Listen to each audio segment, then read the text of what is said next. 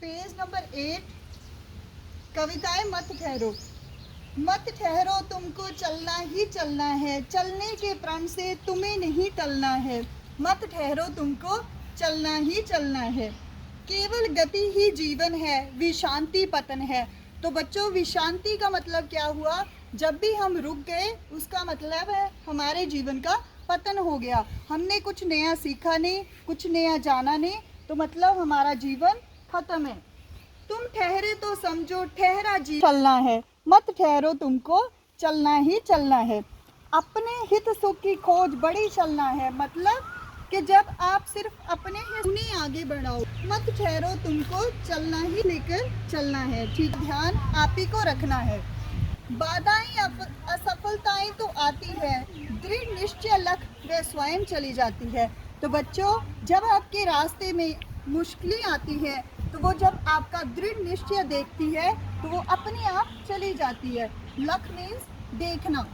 जब मुसीबतें देखती है कि इसके हौसले बुलंद हैं तो वो अपने आप आपके रास्ते से चली जाती है।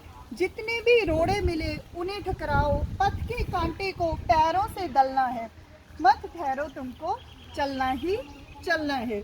जो कुछ करना है उठो, करो, जुट जाओ, जीवन का कोई क्षण व्यर्थ मत गवाओ। कर लिया काम, भज लिया राम, ये सच है, अवसर खोकर तो सदा ही हाथ मलना है। मत ठहरो, तुमको चलना ही चलना है। कैसी लगी आपको ये कविता? रिप्लाई में बेटा, कैसी लगी कविता? समझ आया? समझ आया सबको?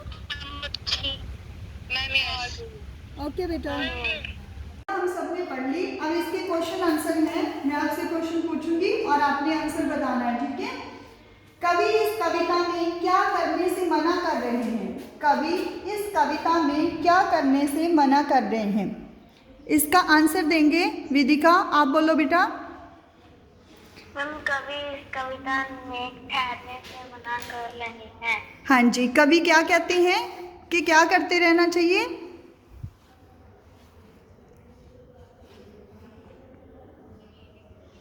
बोलो, कवि ने क्या बोला है कि हमें क्या करते रहना चाहिए? हमेशा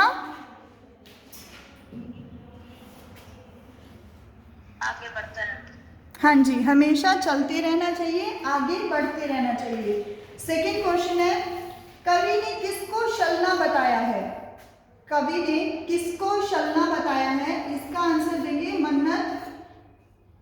बेटा बोलो, किसको बताया है चलना? बेटा क्वेश्चन है, कवि ने किसको चलना बताया है? आपकी पोएम में से ये एक लाइन है, किसके सुख को कवि ने चलना का नाम दिया है? कुदरत को। नो बेटा, किसी और को इसका आंसर पता हो?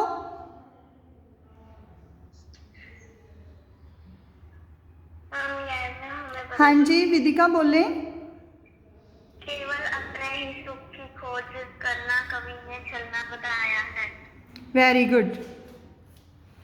कवि किसका प्रतीक बनने के लिए कहते हैं? कवि हमें किसका प्रतीक बनने के लिए कहते हैं?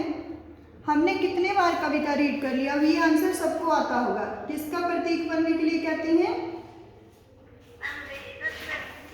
Very good. हाँ जी विदिका, दोबारा से बोले। वेरी गुड, विश्व प्रगति का। अनक बोले, आप भी क्या कह रहे थे आप? अनक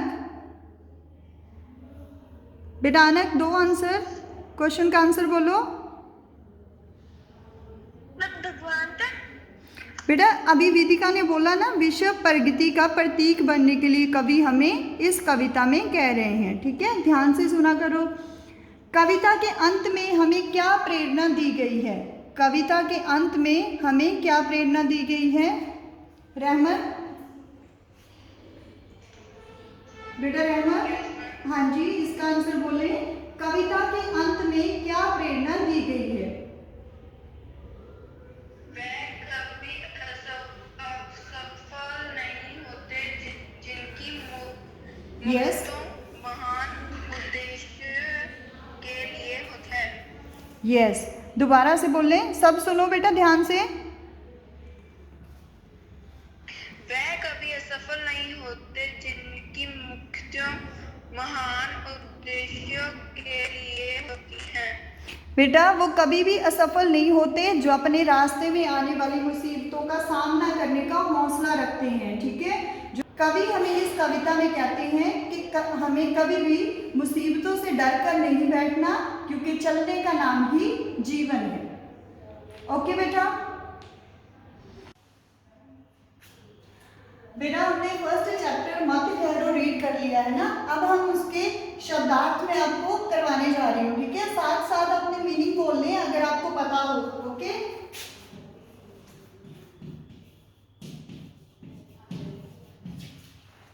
फर्स्ट है टलना। टलना का मतलब हटना। ओके, समझ आया? टलना का मतलब हटना। सेकंड है विश्रांति। विश्रांति का मतलब आराम। और क्या लिख सकते हो आप? विश्राम। विश्रांति का मतलब आप आराम भी लिख सकते हो और विश्राम भी, ठीक है।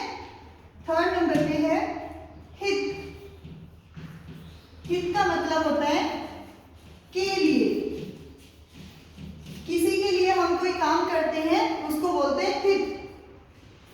नेक्स्ट है जनहित। अब हित का मतलब हमने जाना, हित का मतलब क्या था?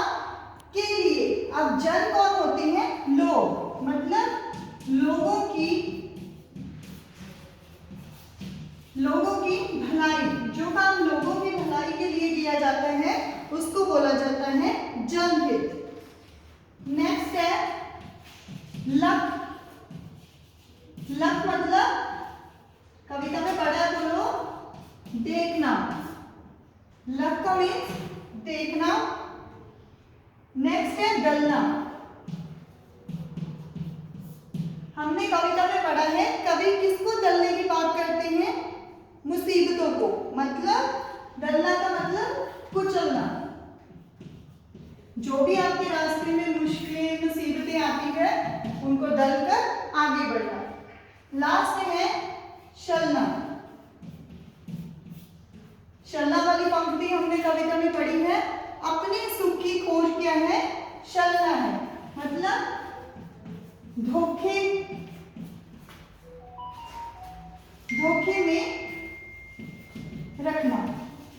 जब हम सिर्फ अपने सुख के बारे में सोचते रहते हैं तो हम खुद को धोखे में रखते हैं।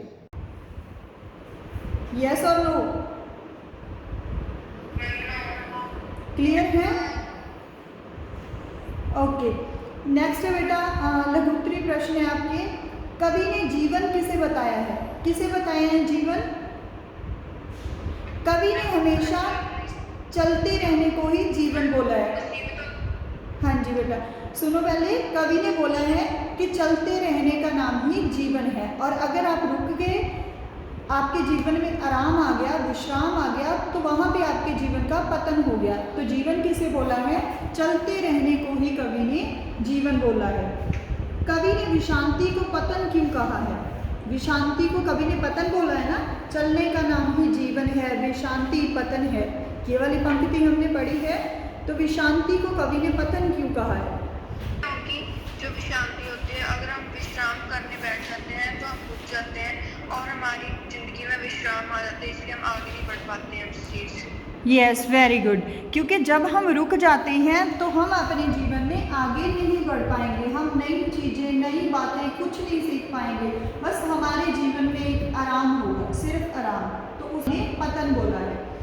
लास्ट क्वेश्चन है, व्यक्ति को कब पछताना पड़ता है? कब पछताना पड़ता है?